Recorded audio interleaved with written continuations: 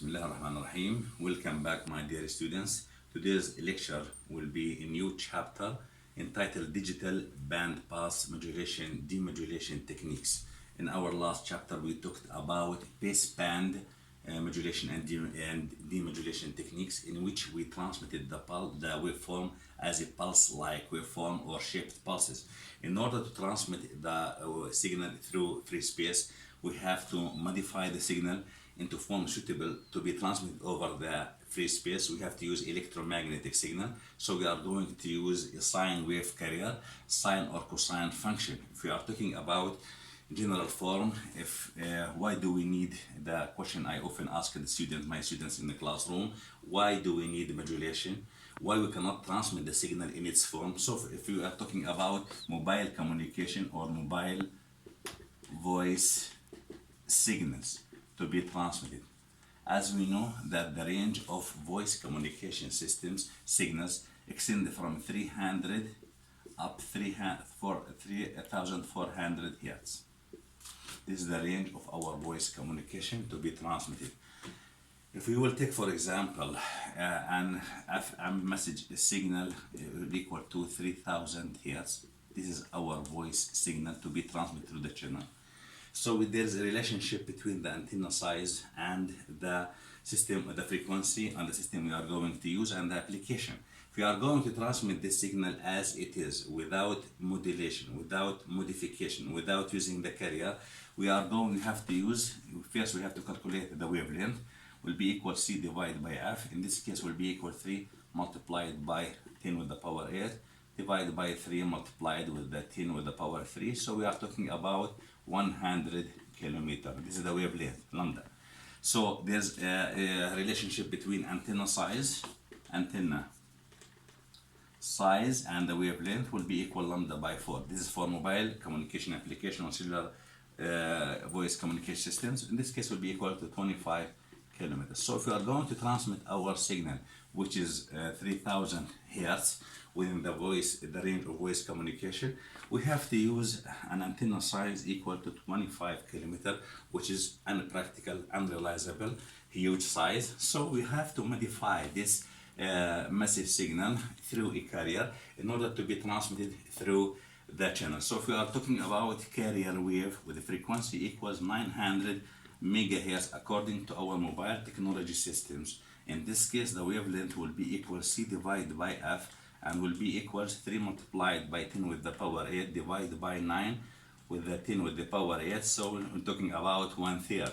So we are talking about 0.33 meter. So our antenna size will be equals to 8 centimeter. So it's realizable, practical. Imagine the previous antenna size 25 kilometer, and now when we use a carrier with high frequency range, so we can use the antenna size 8 centimeters, which is practical. As we know, the function of our carrier sine wave or cosine wave, C of t, general form, equals to AC multiplied by cosine theta I of t. AC also as a function of the time varying amplitude of the carrier, and this is the angle of the carrier. This is time varying carrier amplitude,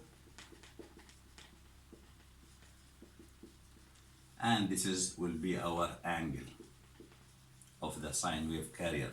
Angle also equals theta I of t will be equals to omega naught t plus phi, whereas omega naught is the angular frequency, equals omega equals to 2 pi f multiplied by f. This is the angular frequency in radian per second, and this is our frequency in hertz. We are often use the frequency f in this case, and this will be our phase. So the general form also as a function of t, general form of our carrier C of t will be equals to AC of t multiplied by cosine omega naught t plus phi of t. If we will vary the amplitude of the carrier, similar as we use in analog communication systems, if we are going to vary the amplitude of the carrier, we will use a technique called amplitude shift keying. ASK, which is called amplitude shift keying. This is the topic of our today's lecture. If we will vary the frequency, which is 2 by f here, we're going to multiply it by t. If we will vary the frequency of the carrier, in this case we will get frequency shift keying. This is the topic of our next lecture. If we will vary the phase of the carrier, we will get phase shift keying, and this is the topic of the lecture will be in future. So we are talking about different techniques according which the parameters of the carrier we have to vary. Amplitude we will get ASK, frequency will get FSK, and phase will get phase shift keying. In the demodulation process, it depends on whether we have a priori information about the signal or the phase of the signal which we have transmitted, or we don't have any a priori information. If we have an a priori information about the phase of the signal which has been transmitted, the system will be called coherent detection or coherent system. Coherent in the receiver. We are talking about demodulation, coherent detection or coherent demodulation or coherent system means we have a priori information or the phase of the transmitted signal. Transmitted signal is preserved in the receiver, in our receiver. If you don't have any information about the phase of the transmitted signal, then we are talking about non-coherent, which means no a priori information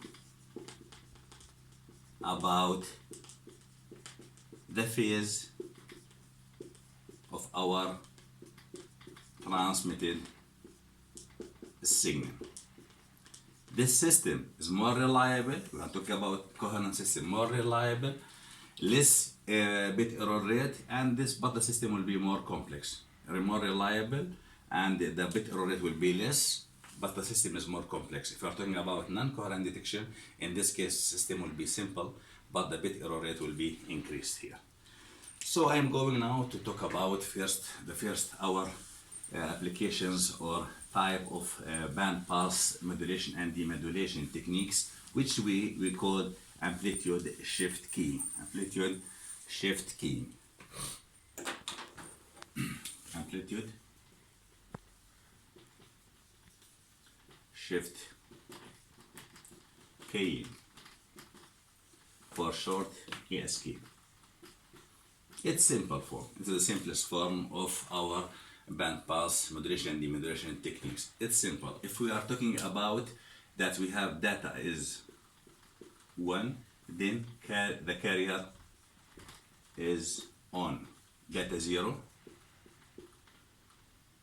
means carrier is off, switched off. Now we are going to talk about the modulation process, the transmitting techniques. This is the modulator, ASK modulator. We have here two inputs. First input for the sine wave carrier, and here we have the data input stream, Then here we have the only output, which is the output ASK modulated signal, modulated signal. So suppose we are now going to demonstrate this technique. We have the carrier. This is our sine wave carrier within +1 and -1.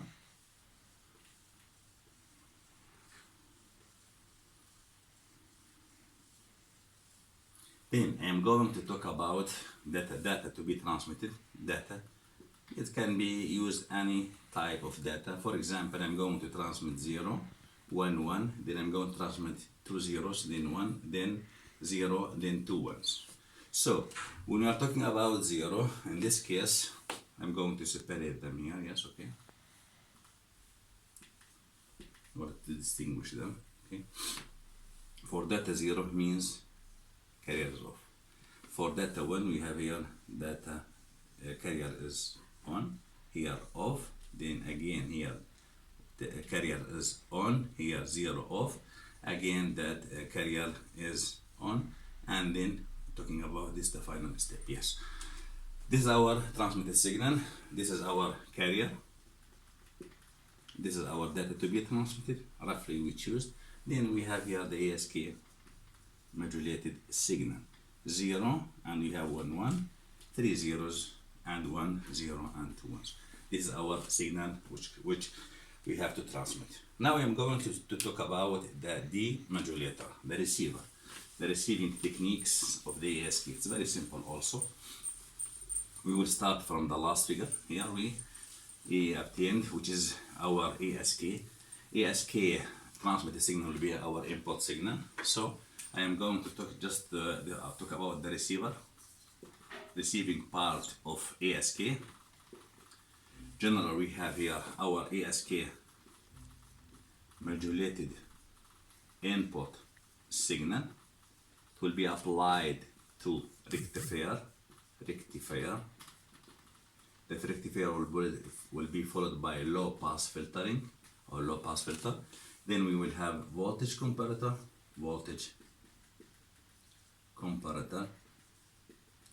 and then we have the data output 0 or 1, data output, our data output 0 or 1.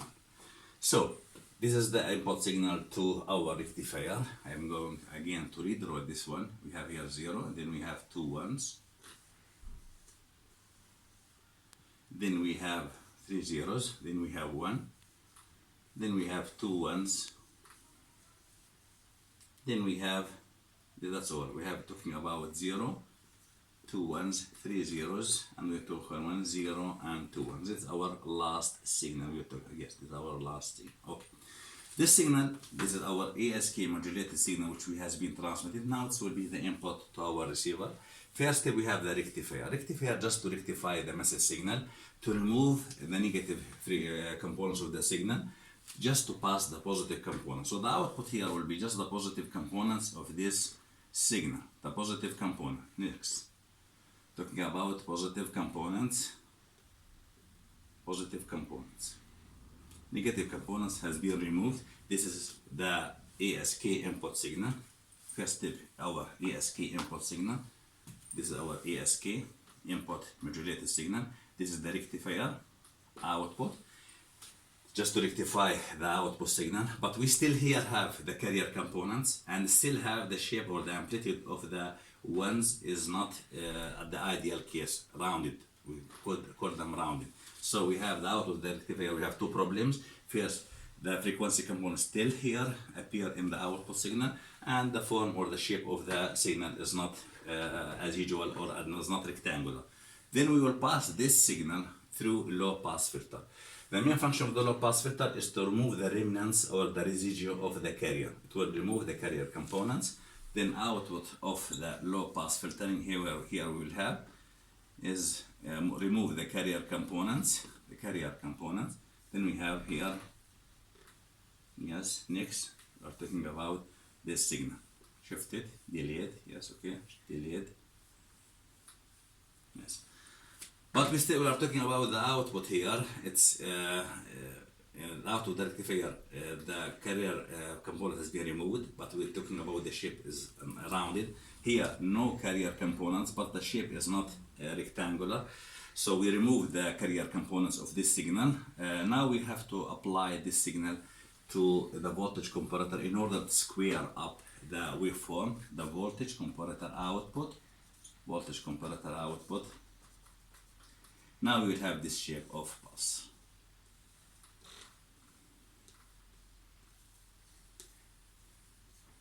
Shape, yes. So we have a squaring up, called squaring up the pulse. So the main idea, the transmitted signal, when we are talking about on and off keying, talking about if the data is 0, no carrier, data 1, we have a carrier here.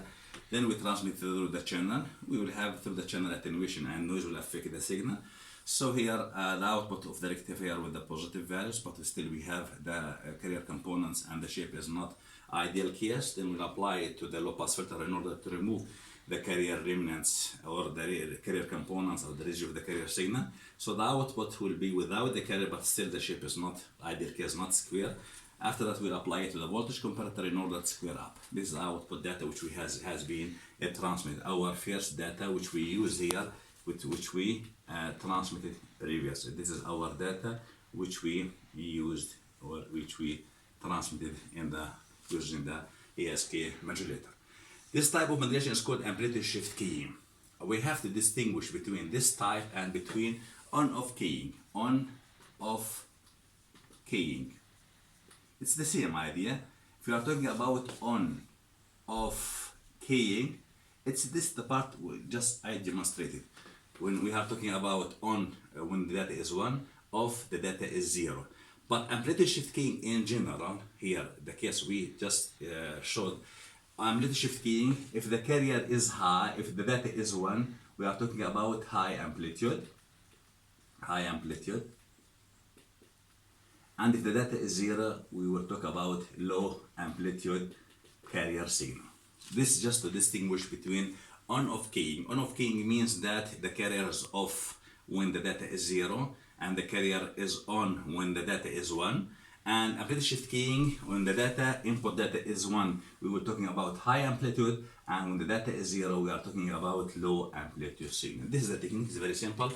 I hope you will understand it, no problem in this case. If you will have any questions, don't hesitate to contact me. I will be glad to answer your questions.